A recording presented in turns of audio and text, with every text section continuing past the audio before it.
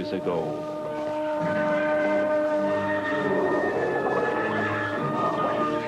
In steaming swamps and prehistoric jungles,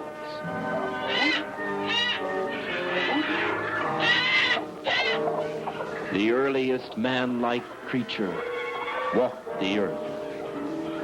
Not human, more beast than man. A monster of evolution.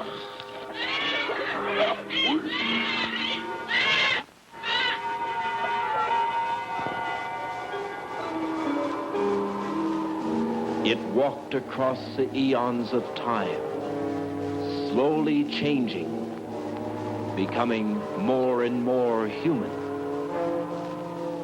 more and more advanced, until in the Pleistocene, just thousands of years ago, man himself emerged.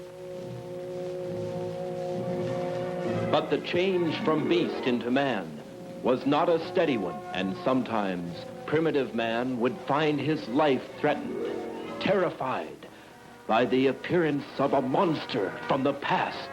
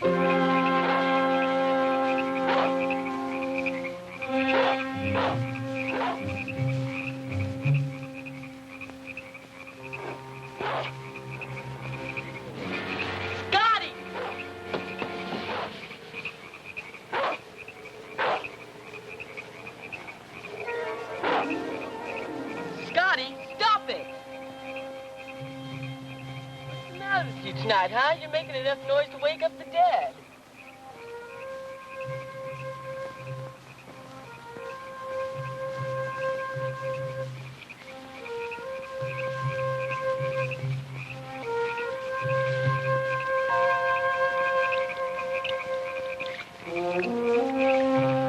There now, will you please finish that and go back to sleep? Must you bark at every jackrabbit?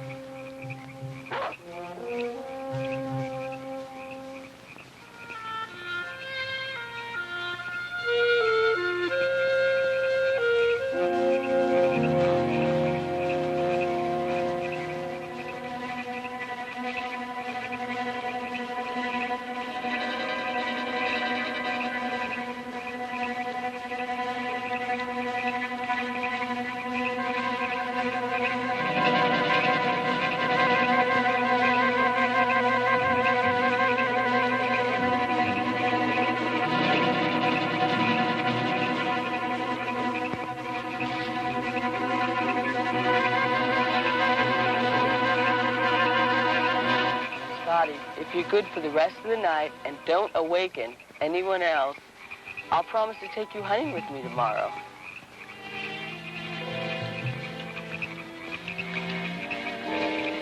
And you can chase all the jackrabbits you want.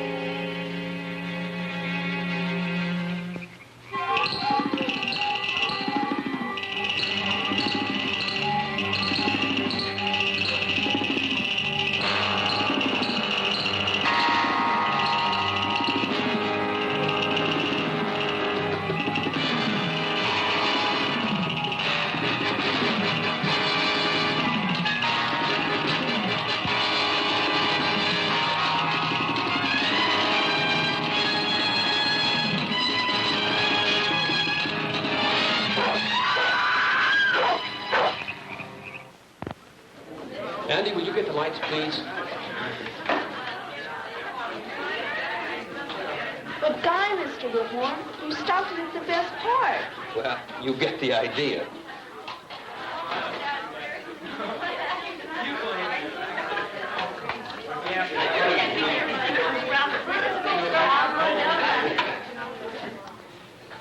Here we have the classic example of the Hollywood monster. The movie studios turned out films like these by the hundreds back in the 50s and early 60s. Werewolves, vampires, monsters created by atomic radiation, creatures from outer space. They all did their part to paralyze the kids at the Saturday matinee and to give the girl an excuse to move as close as possible to the boy at the drive-in theater. Now, these horror films of the 50s seem corny today, and just as unbelievable as the ancient sea monsters we've been studying. But don't get the idea that monsters are a thing of the past.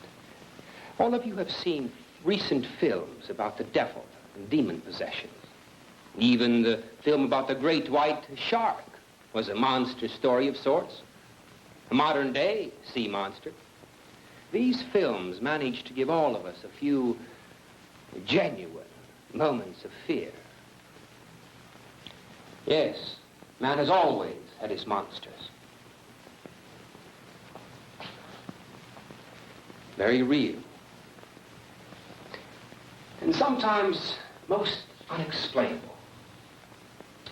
Well, class, today we're concluding this study of the supernatural, of powers and beings outside the reality of nature. So I've invited a guest speaker who should be arriving in a few minutes. This man is a science teacher, as well as a widely read author and a recognized authority on the phenomenon of the abominable snowman, or as this creature is known in North America, Bigfoot. A present-day monster.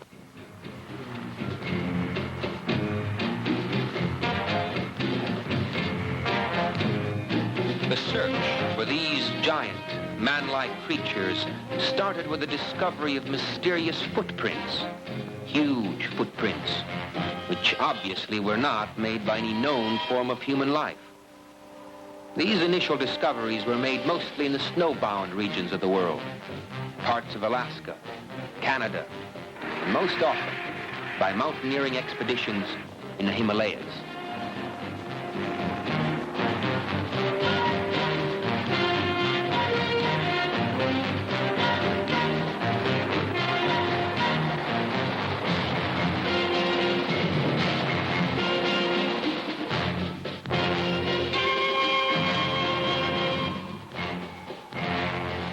In 1951, the well-known mountaineer, Eric Stapleton, was returning from an Everest reconnaissance expedition.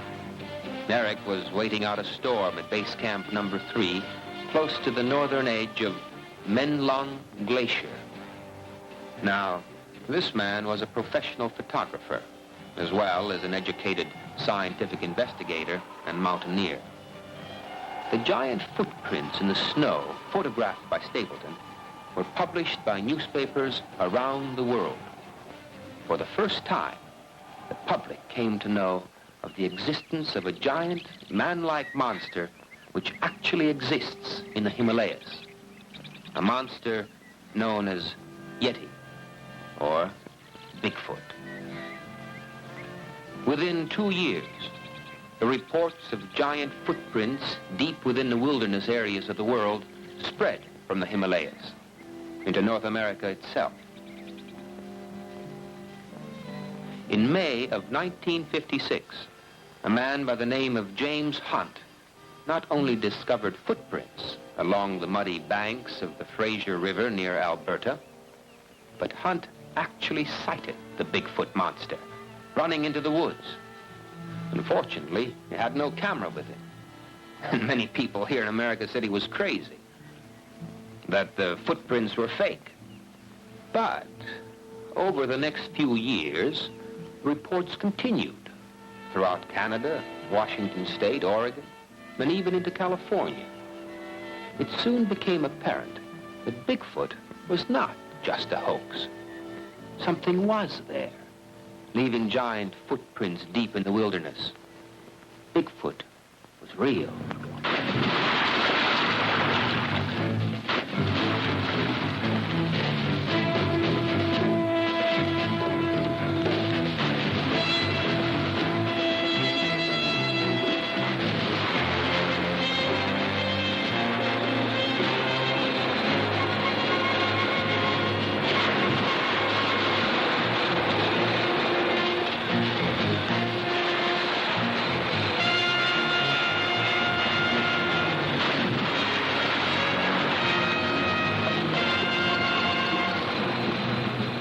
It was, wherever these giant creatures came from, it was obvious that they were becoming as curious about us as we were about them.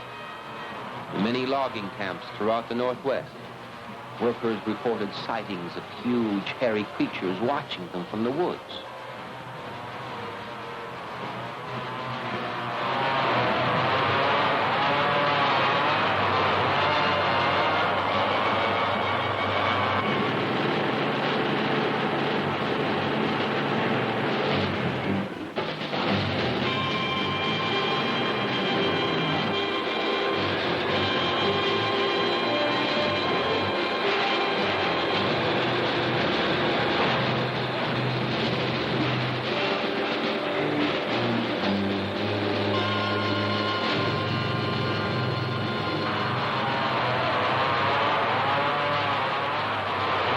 Man was invading Bigfoot's domain, moving into the virgin forests, cutting trees, taking over what had always been the hiding place for these mysterious monsters.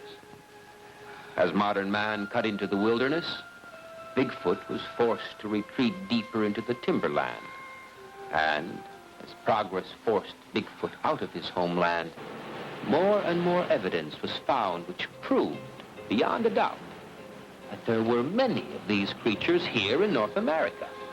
More footprints were discovered, as well as strands of long black hair tangled in tree branches. Hair which, when examined by scientists, proved to have come from some mysterious creature previously unknown to man.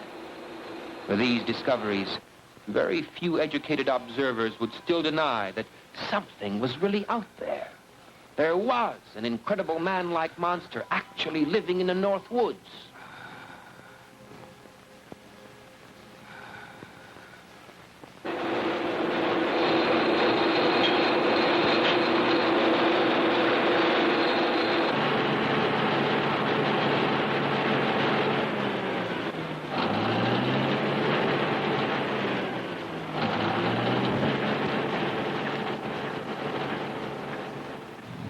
Just a few years ago, in the wilderness of Oregon, 2 employees of a large lumber mill set out late one afternoon to visit a favorite fishing spot. As it turned out, these 2 men were destined to become the first unfortunate persons to encounter Bigfoot, face to face.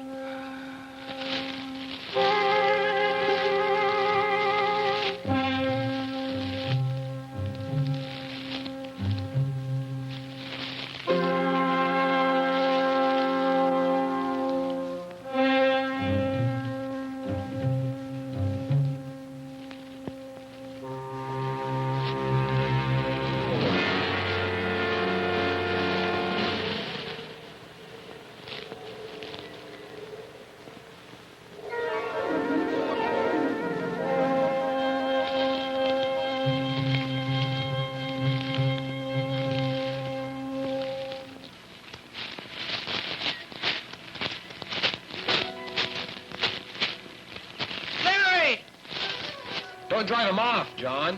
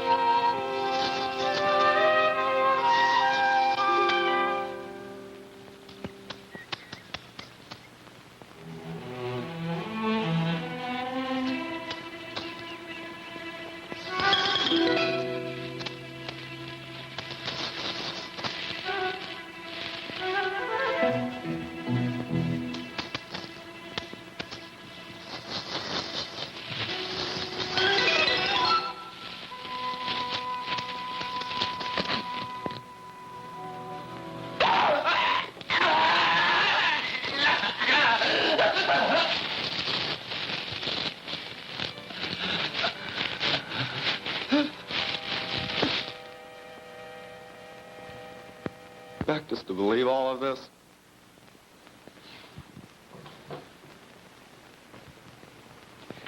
Thomas, Shakespeare once said, through Hamlet, there are more things in heaven and earth, Horatio, than are dreamt of in your philosophy. Class, one of the biggest errors a man might make is to disbelieve what he hasn't seen. To think that there are not evil powers or fantastic creatures just because you personally haven't experienced them could result sometime in a dreadful consequence. Now, save any questions you might have until Mr. Mason arrives. He once had an incredible first-hand experience with Bigfoot, and I want him to tell you the story himself. Well, while we're waiting, let's review, see if you remember the names of some of these ancient sea monsters. Anne, can you tell me about this fellow? Let's see. That's one of the dragons from the 16th century, I think. He was a flesh eater and supposedly grew to a length of about 30 feet or more. Good. Now, who can tell me about this fellow? That's a griffin. It's a flying bird monster. Back legs of a wolf, front legs of a hawk, like claws, and it would swoop down to catch its victim, usually young kids, and it would just tear them apart. And it would just eat everything except their shoes.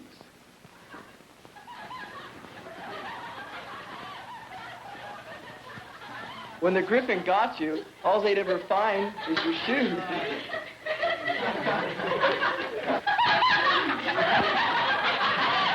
All right, Daddy. That may be true. But what I want you to tell us is just where and when did the legendary griffin get its start?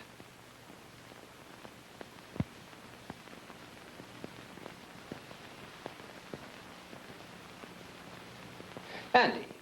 He was invented in the 1400s by the Germans. Really? I wonder, young man, if the ancient griffin was really invented, as you say, by some demented madman. Roger, thank you for coming today. I wonder if I should have come.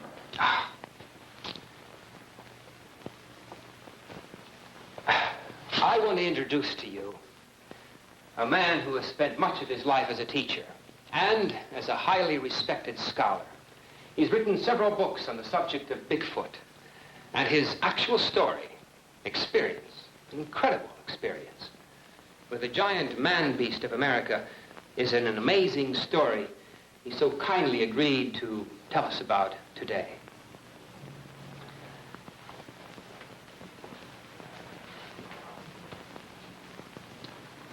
I believe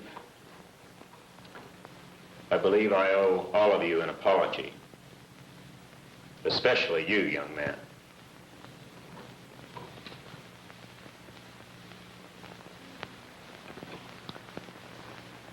Your teacher has been very kind in introducing me as a scholar. I'm thought by many people to be nothing more than a madman, or a liar, if you will.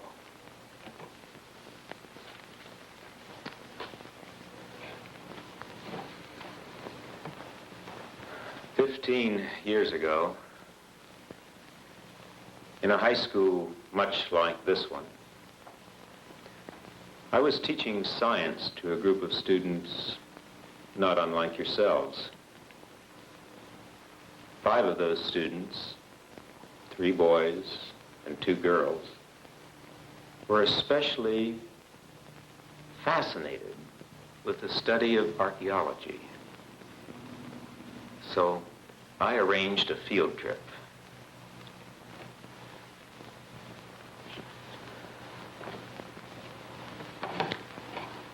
As a result of that field trip, 3 of those students will spend the rest of their lives in a mental institution.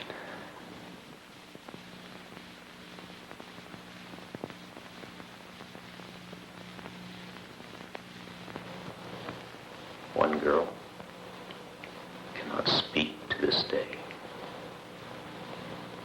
She can only stare straight ahead in shock.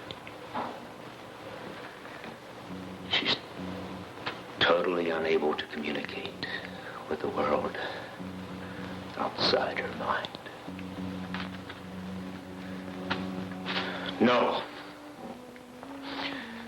Never doubt that monsters exist. They do. Right here in North America today,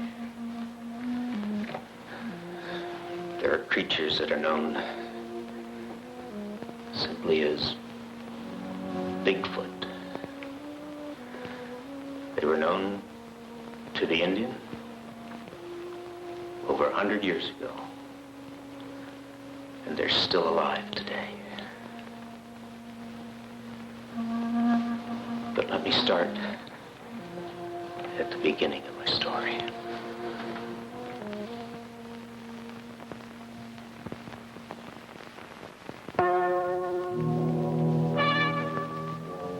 In museums and universities throughout the world, archaeologists are learning more each day about prehistoric man.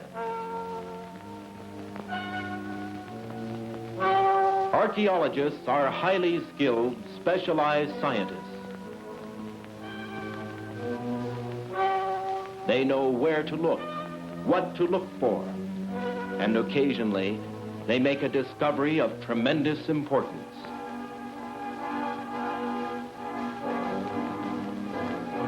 This is the story of such a discovery. It began a year ago, not in a museum, but on the campus of a high school in the Southwest. 5 high school students and their teacher met with Dr. Bill Wyman, curator of the Lincoln County Museum, an outstanding archaeologist. These 7 people were planning a trip to the small town of Ivanpah. Their purpose? To help the museum excavate and uncover the ruins of an ancient Indian campsite. Not one of these 7 ever suspected that they would soon make a startling, terrifying discovery.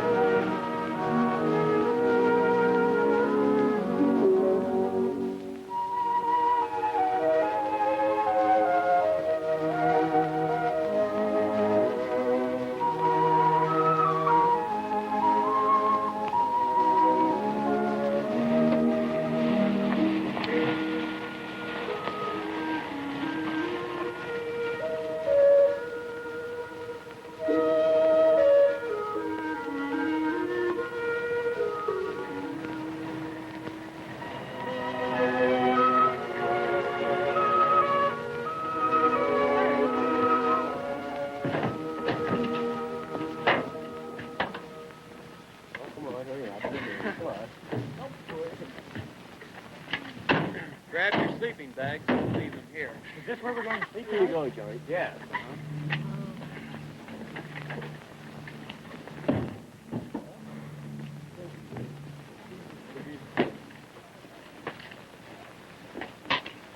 Whose house is this? This belongs to one of the Museum Association members. No one lives here right now, so he lets us use the place whenever we want.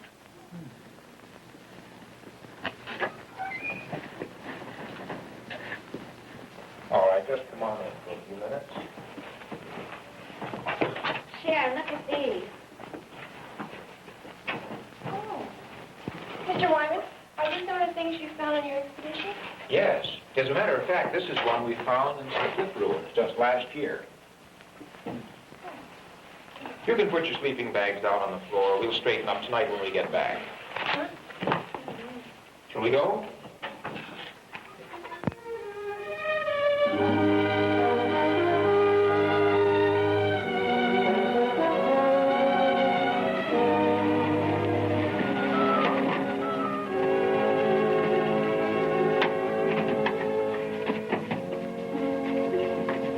Excavation site out there on this place. Thanks, sure. Thanks. Hey, this really looks like Indian country, doesn't it? Boy, I'll say. Look at those rocks. I'll bet you find quite a few Indian petroglyphs up in this area. Yes, this country was literally dotted with Indian campsites at one time. Mr. Mason, what are petroglyphs? Oh, well, petroglyphs are Indian rock writing. Oh. Come on with me and I'll show you some.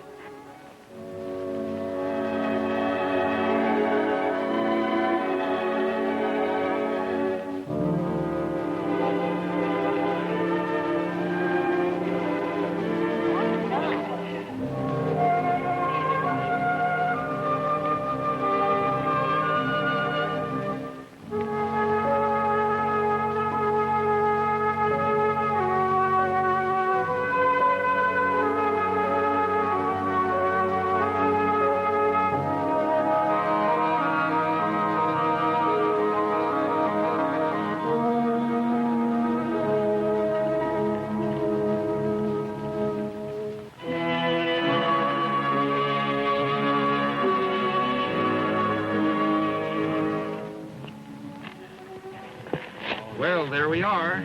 Boy, look at those. These technically aren't petroglyphs. Petroglyphs are Indian writings that have been scratched into the rock. These have been painted on the rock with berry juice stain. We call these pictographs. Well, what did they say? Can you read them? We've been able to figure most of them out. They tell of the history of a great Indian tribe, one that lived around here thousands of years ago. There were two chiefs in the tribe, many, many braves. They hunted the deer and the rabbit with bows and arrows. And they believed that the sun and the rain were powerful gods who were continually fighting each other. Gee, how can you tell all that? We have to study these symbols a long time. Basically, though, this is just a big primitive history book. Say, Bill, let me get a picture of that. Wonder if you'd just point at that. All right. And the rest of you be looking at it. I'll get it from over here. That's a rabbit. How interesting. Bob, would you kneel down there and be looking at the rock?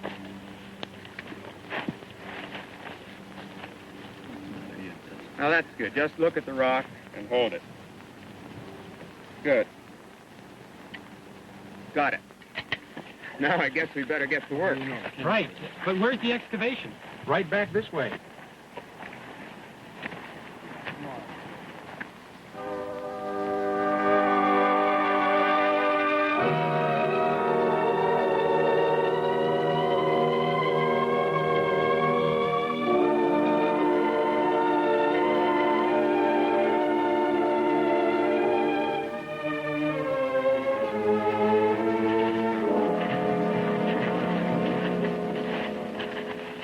This is where we've begun excavation.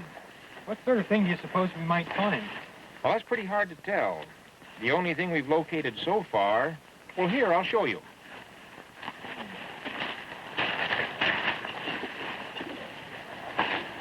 These are pieces of old Indian pottery.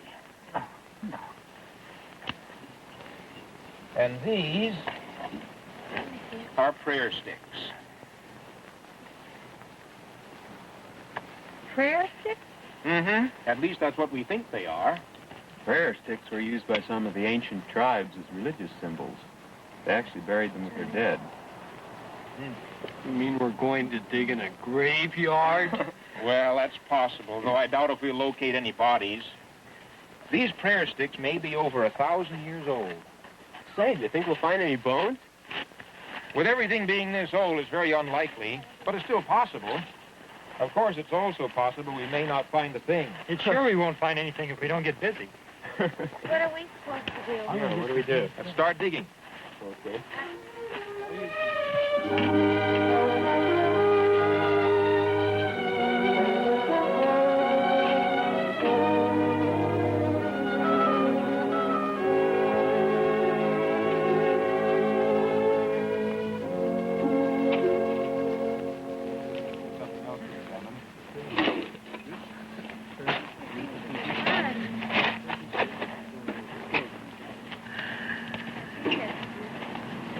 Say, Bill, look at this piece of pottery that Bob found. You just found it, Bob? Yeah, over there in the digging. We do That's a good pottery fragment. I want to take this back to the museum with us. Keep up the good work. By the way, what time is it? 20 after 12. Getting a little late. Lunchtime! Oh, boy. You boys ready for lunch? Boy, you said it. Good, I'll get it from the truck. I'll give you a hand. All right. Getting a lot done this morning.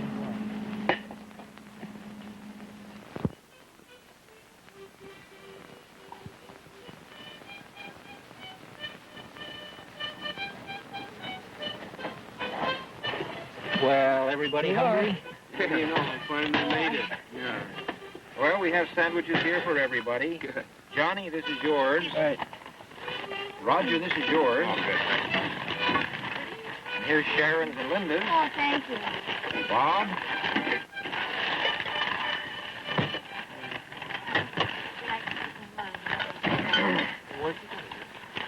Hey. Well, I suppose you see now why most people don't like this part of museum work. You mean the food or the digging? The digging. By the way, did we find anything of value today, Mr. Wyman? Oh, yes. For instance, this rock. This was used to grind up seed to make flour for bread. Notice the worn edges on it?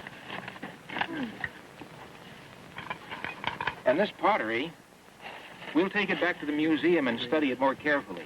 I think we can tell exactly how old it is.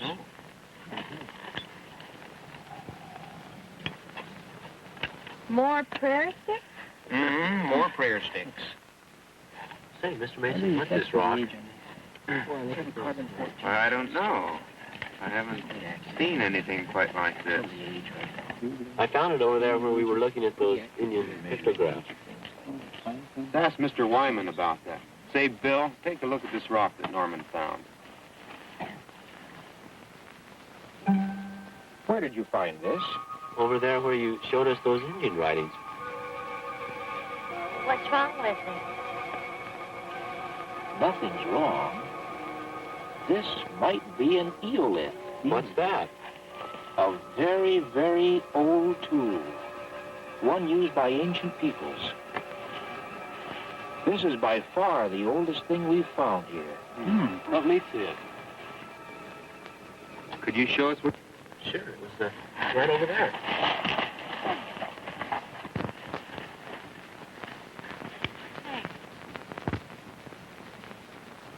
It's right around here somewhere. Just lying on top of the ground. I picked it up for a souvenir. I collect rocks. You collected a good one this time. Well, I don't see anything else. All of these are just plain old rocks. Well, it seems funny that it'll be lying just on top of the ground, doesn't it?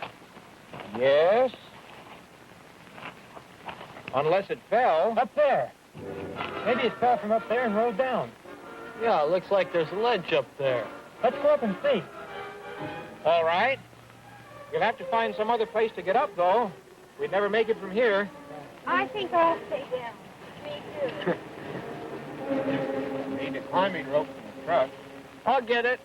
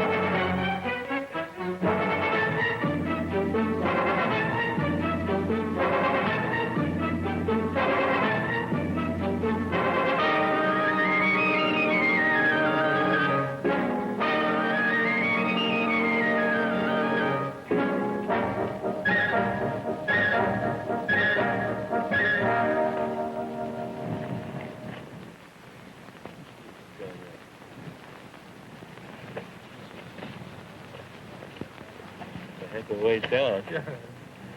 Boy, isn't that a long drop. That's Sharon and Linda down there. Hello!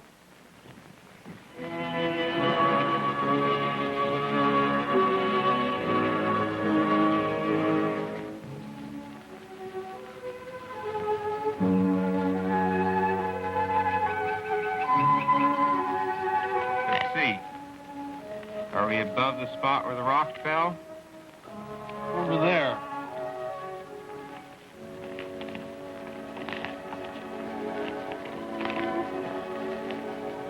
Let's look around down here.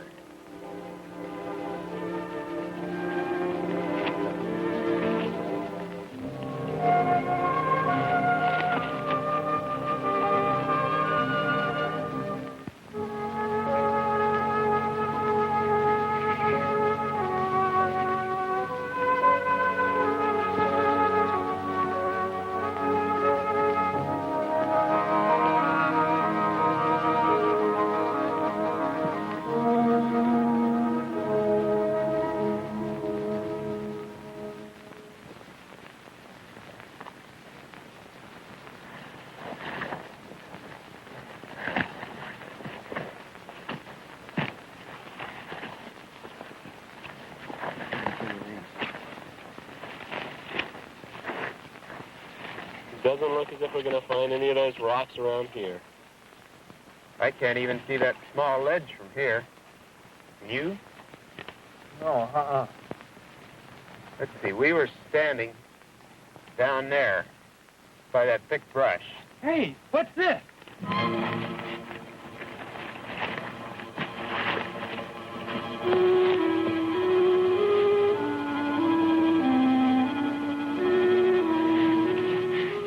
Stone tablet of some kind.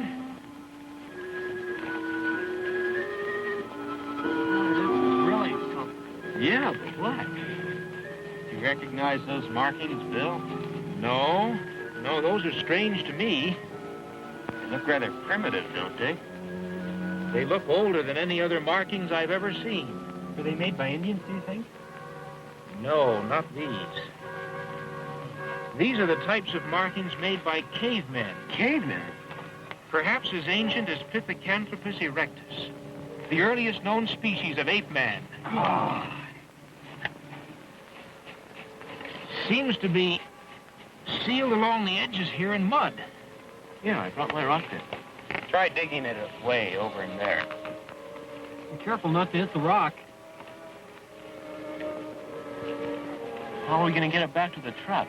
We're going to carry it back. You think we can get it out? Here's the bottom edge. All right. Careful. Let's try lifting it now. Boy, whoever put that in there wanted it to stay. This isn't ordinary mud. Boy, it's a clay, some sort of rosin added. Sure is hard.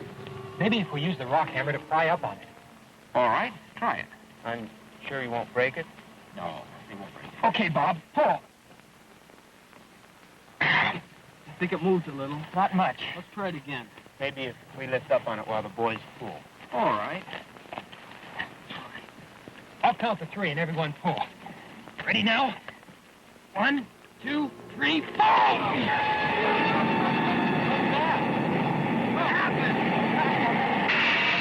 What happened? Wait a minute. Hey, there's a hole down there.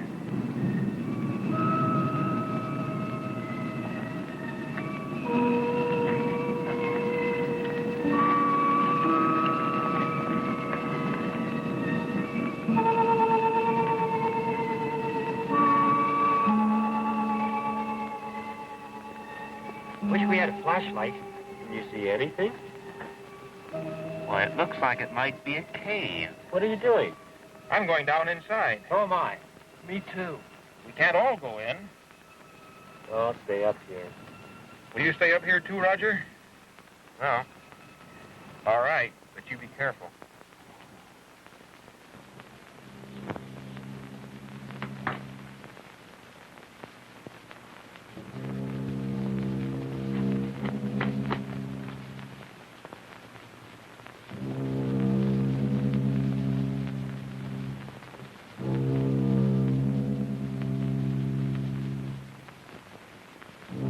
All right. Come on down. I'll go first. Okay. Now get a good grip on that rope. Pretty solid.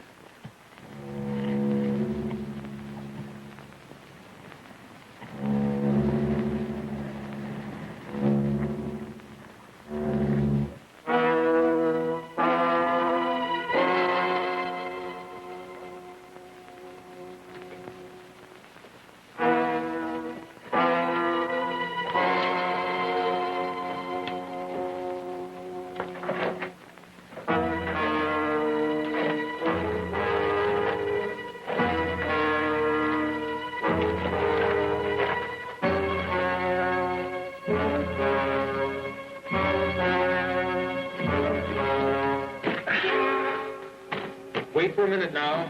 Let your eyes get accustomed to the darkness. What kind of a cave is this? Natural formation? Probably so. It looks as if these cracks in the wall have been sealed up with mud. Look, pottery. These are perfectly preserved. What's inside? Ashes. Not ashes of a person. Somebody cremated? No. These are wood ashes. Charcoal. We'll take these jars with us. Be careful not to spill any of the ashes. Look, this one has writing or something on it. Those markings are similar to the ones on the tablet up above.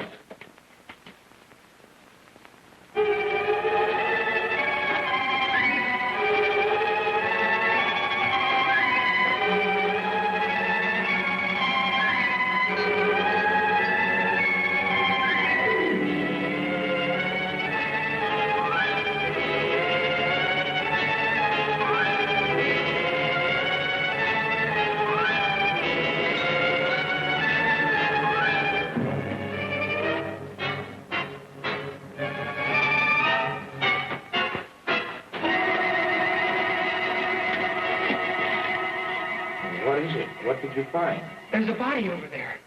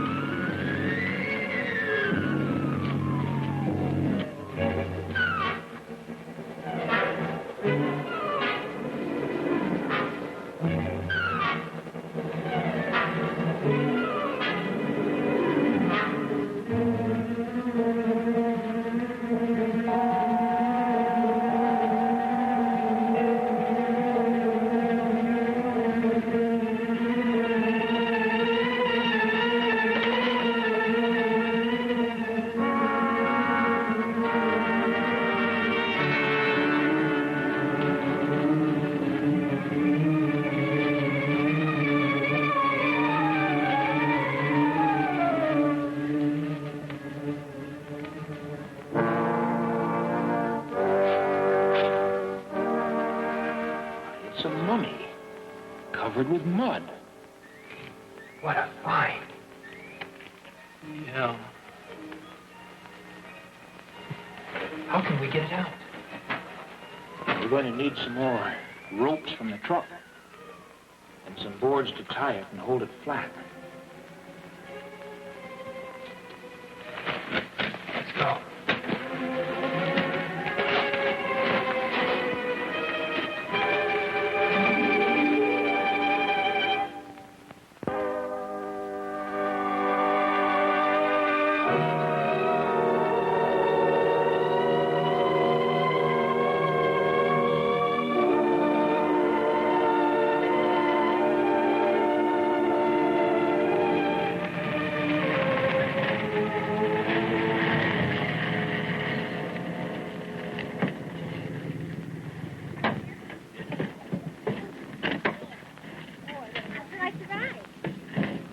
Boy, I'm glad that's over with.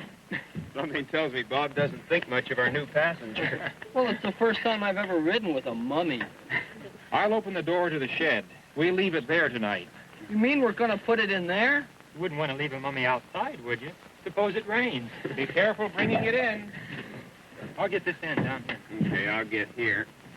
Bob, you get that corner on that side. Good.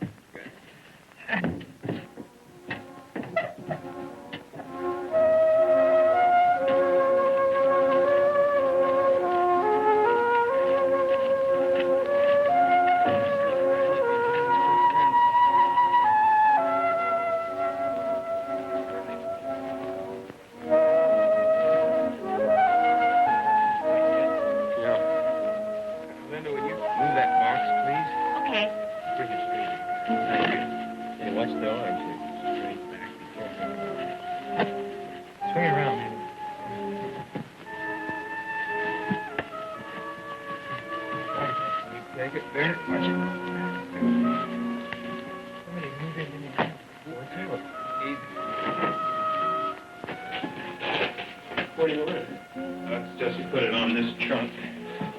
You just... What? Who would have thought we'd ever find anything like this? Easy now. Okay, there. Are you going to dig it open and look inside? I'm afraid if we try opening it here, we may destroy something. Yes, sometimes just exposing a body to the air will cause it to fall apart. That's okay. If that happens, Bob will sew the pieces back together. We'll take it to the museum the first thing tomorrow morning. There we can examine it more closely. You know, you people have done a wonderful thing today. This could prove to be the most significant archaeological discovery of our age. I can't get over how well preserved this is.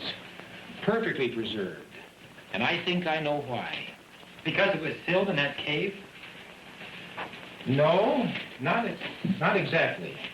Do you remember the vapor that shot up out of the hole when we pried the stone tablet loose? Do I? I'll say. I thought we'd had it right then. I believe that some ancient tribe buried this mummy, not just thousands of years ago, but hundreds of thousands. They were very primitive. Their writings and pottery work show that. And yet these people had found the secret of truly preserving the dead. But how? They combined certain amounts of various woods and resins that were present on the earth at that time. They put them in those earthen vessels we found and burned them in a sealed cave. The smoke and the incense had the power of preserving whatever was in the cave. So that's why the jars we found were filled with ashes. And that vapor that escaped from the cave was a preservative smoke, hundreds of thousands of years old. Well, that's my theory. I could very easily be wrong, though. Hey, it moved. What moved? The money moved. Sure. It did. It moved its hand. Looks like your story got through to Norman. I didn't mean it was that well preserved. I'm not kidding. I'm sure it really did move. I was looking right at that hand, and it just moved, just a little bit. You'll understand. Norman watches television a lot. But I'm not kidding. Don't tell your story now. Wait until later on this evening, just before we go to bed. Well, I think right now, at any rate, we should all eat dinner. Good idea. I could use something.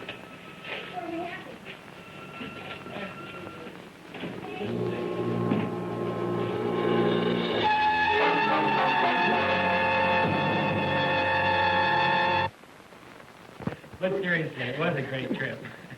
Boy, it sounds like it. This day certainly did go by fast. I only wished I would have gone with you guys when you climbed up those rocks. That was quite an experience. And where were we? Waiting down below. Well, when I looked up and saw that ledge and that sheer cliff, well, I always feel a lot better on solid ground. So next week, all the newspapers will bring big stories about how we found a mummy. Maybe even magazines. Well, what's wrong with that? Yeah. They'll be asking me what I did, what happened. What did I do when I first saw that mummy lying there in that cave like it has been for thousands of years? And what am I going to tell them? That I didn't do anything because I wasn't even in the cave. I was too afraid to climb up on the rock. Well, you weren't alone. I can see the pictures on the front of the school paper of you guys crying up that stone thing and all my friends asking me, where were you? Tell him you took the picture. Thanks. Well, I sure go for a bottle of pop. The country store is open until 9 o'clock if you want to walk up there. How far is it? If you cut through the orange grove, it isn't far, about a 10-minute walk. There's a well-worn path, so you can't get lost. Want to walk up? Sure, sounds like fun. Anybody else want to go along? So you plan on bringing in the rest of those jars for a closer look, don't you? Yes. And then I think I'll stay here. I think I'll go outside, too, for the fresh air. Yes, don't feel you have to stay inside. The country up here is pleasant at night. I'm too tired to go anywhere. It's sure that if I go out there, something important will happen here. And if I stay here, they'll probably find flying saucers. By the way, you can bring me back a bottle of orange pop if you want. Where's the dime? Come on, dig it out.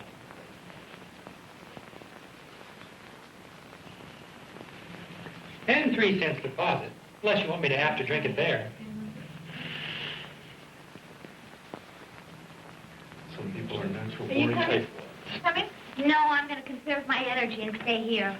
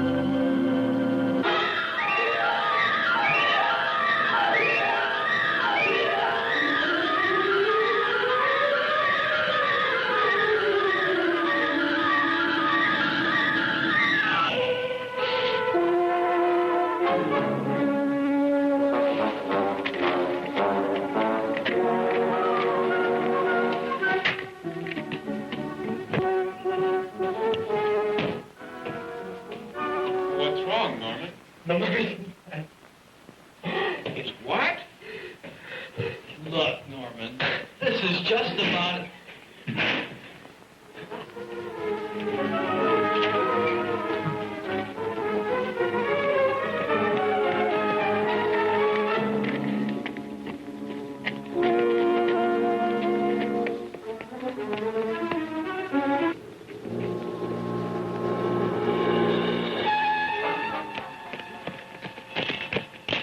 Look. We ran into the grove. What was it?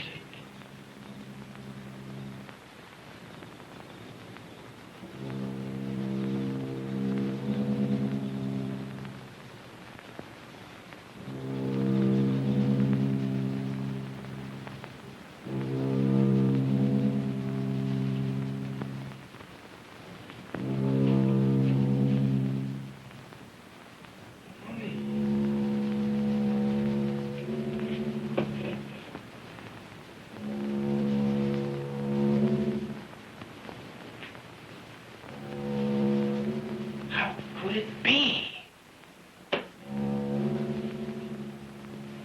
Come on, Bill. We've got to do something.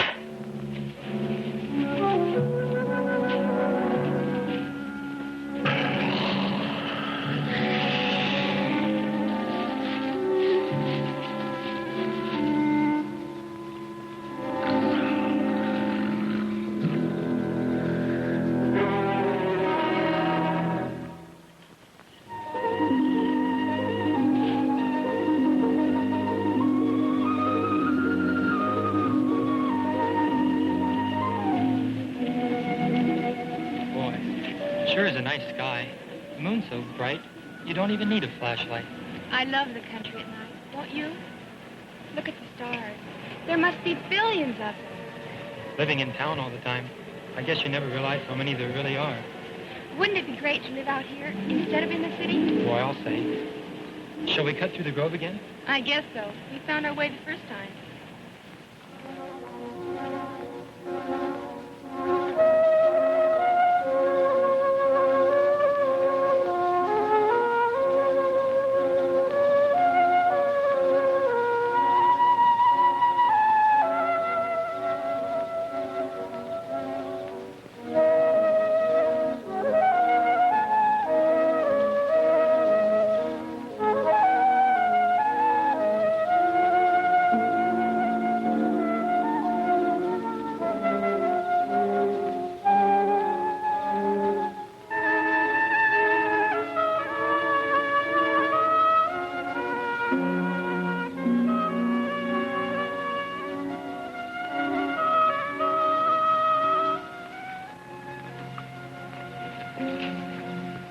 Boy, there's not much light in here.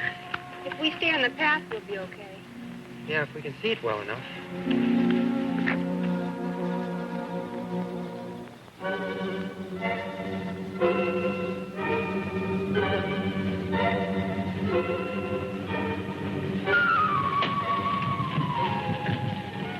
You get down to the next house and warn them. I'll get Johnny and Sharon and meet you here. Right.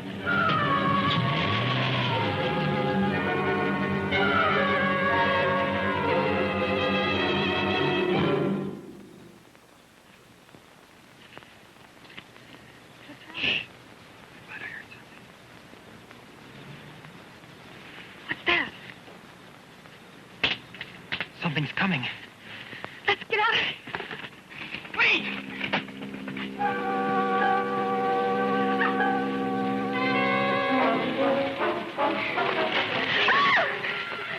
When you weren't at the store, I figured you'd be on the way home. Is something wrong? Yes, let's get out of the grove. Come on.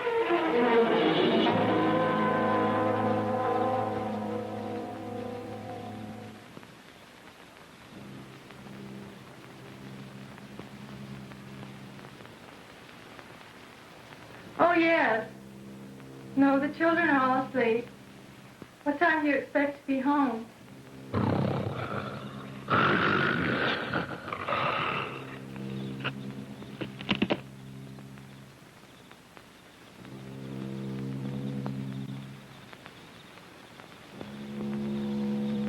Early in the morning. We're all fine. Okay, bye.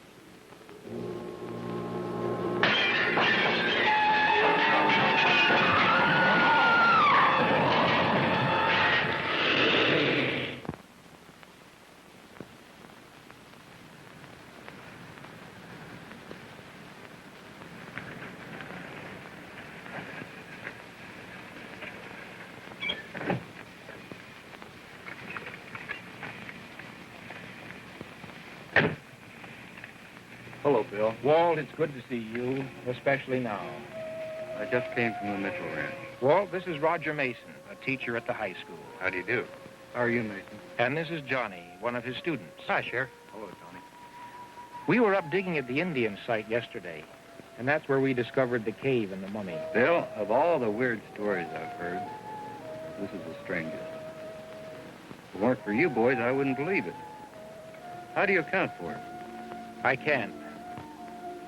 I have only a theory that the smoke and the vapor in that cave must have caused the body to lie dormant or asleep for possibly hundreds of thousands of years. When we opened up the cave and let the air in... I told you I just came from the Mitchell Ranch where the girl was killed last night. I covered the body as soon as I got there, but some of the neighbors had seen it first. Stories going around that there's a bear come down from the mountains. One of the windows was badly smashed. The door of the shed where we put the mummy was smashed, too. Let's have a look at it.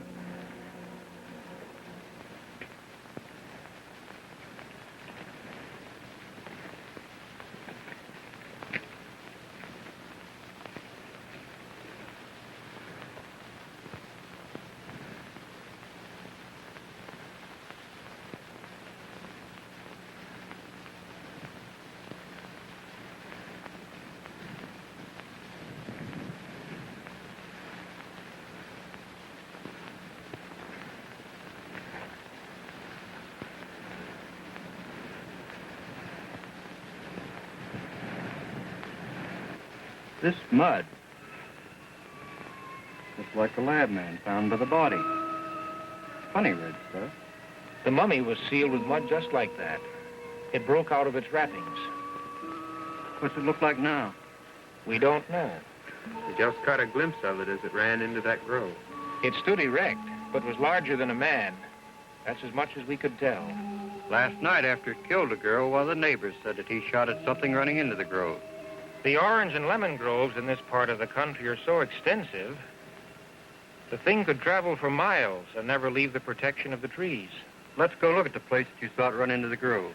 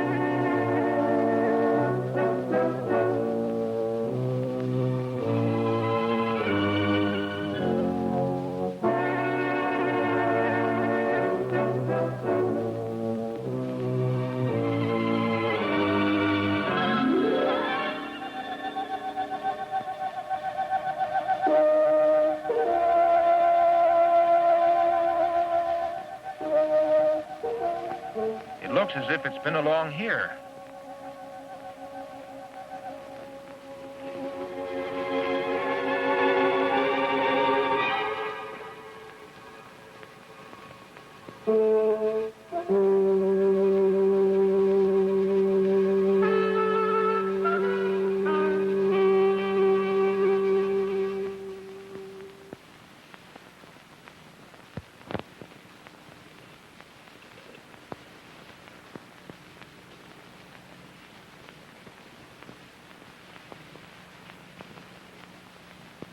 Over here.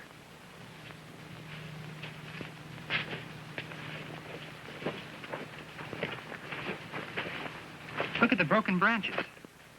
Why, there's blood on the ground. Isn't it? Yes. I think we found the spot where the creature stayed last night. But what's the blood from? Well, my guess is the fellow who shot at it last night must have hit it. What makes you say that? Because this isn't ordinary blood. This is too dark in color. He told me he had hit it. But he must have missed it. Why? Because I saw the gun that he used. Large caliber. 3 shots from that would have stopped anything. Anything? Well, it's sure that if a hunting rifle didn't stop it, that revolver of yours wouldn't do much good either. And it's too dangerous trying to track it down through these groves. Do you have an idea? Well, maybe we can lure it into the open field. It's worth a try.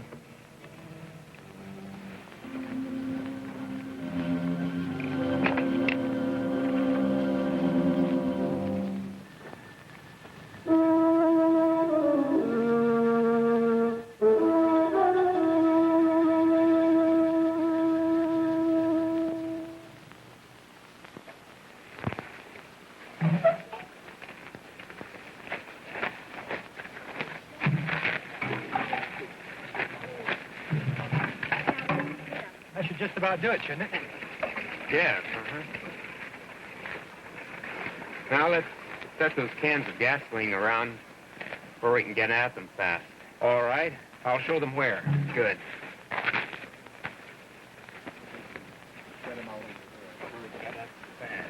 Okay. Now be careful.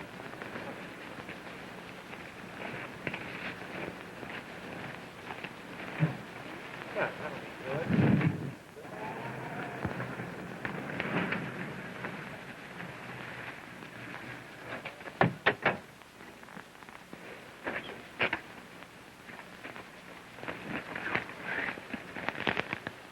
I got all the meat scraps they had.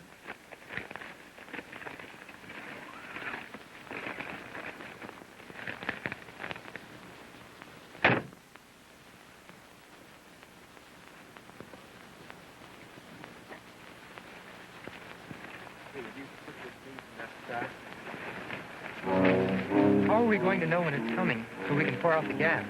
Oh, we'll situate someone up the road to see through the trees and give the signal when it comes. We can use the radio telephone in my car, and I have a portable unit in the back. Good.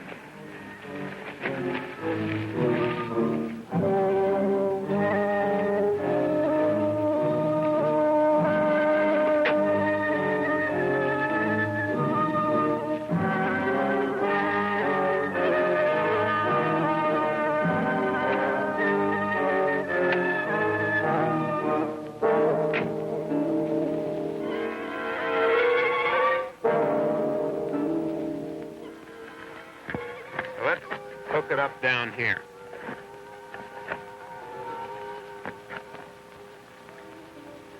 You push this button down to top and let it up to receive. That way you'll be able to communicate with the telephone in my car. Good. See, Walt, you take your car and station yourself on the road out here. Just a minute. Who's going into the grove with the bait? I thought I would. Why you? I was going to do that part. Well, it's my idea. That's a mighty dangerous idea, too, Roger. You don't know where that thing may be hiding. All right. Let's draw straws between the two of us to see who goes in. Okay. The one who gets the shortest straw has the job. Why, 3 straws. I'm in on this, too.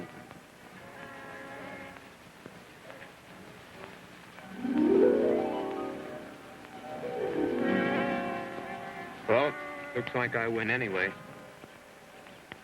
I'll be down by the road. And I'll be on this radio.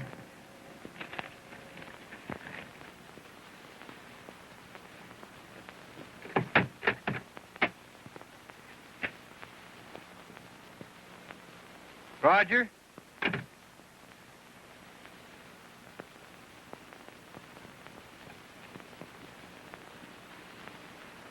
You're more apt to need this than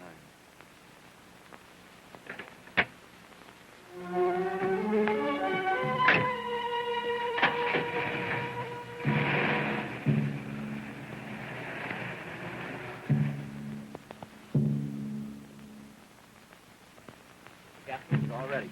Good. Well, I'll be back in a few minutes. Be careful.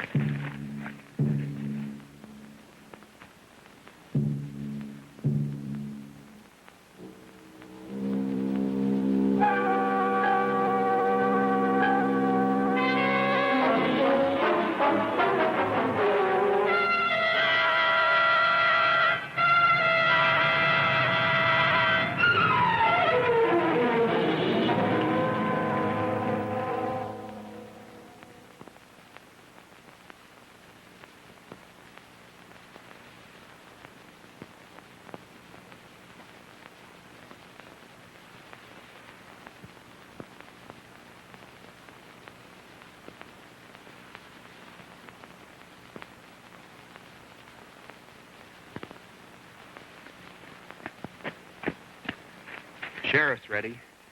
He's got a good view through the grove from where he's parked. Yes, we've already communicated with him. Well, now all we do is wait here until it comes out of the grove.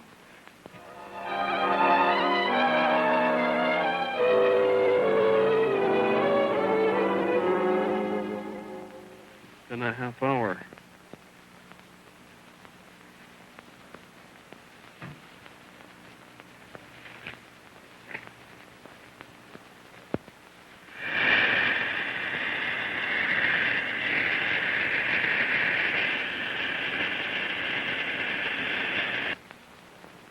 This is Bill, Walt. See anything yet?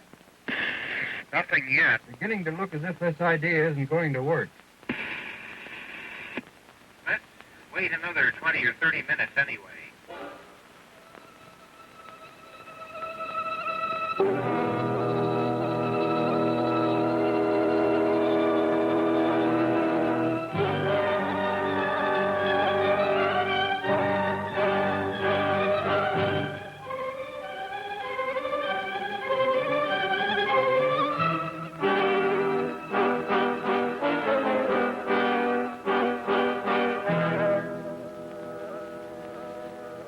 Roger. Yes, Walt. There's something here, I think. There's just one of the trees that just moved. I'm going to take a closer look. Hold on. You better be careful. You'll hear from me within a minute.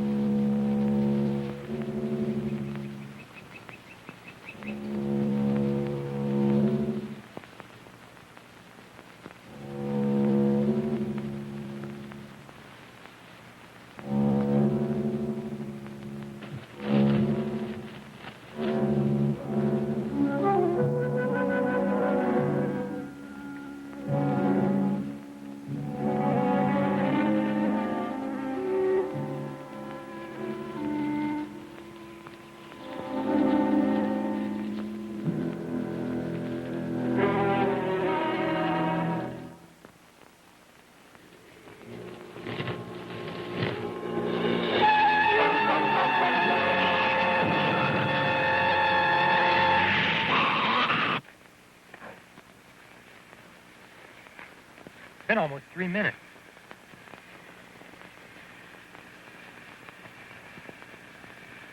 Walt. Come in, Walt. Something's wrong. Come on. Bring along those flares, Johnny. Better grab that gasoline, too.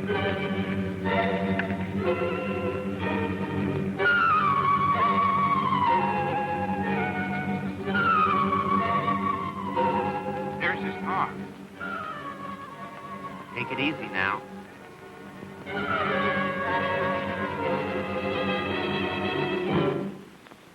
Walt! Wait here.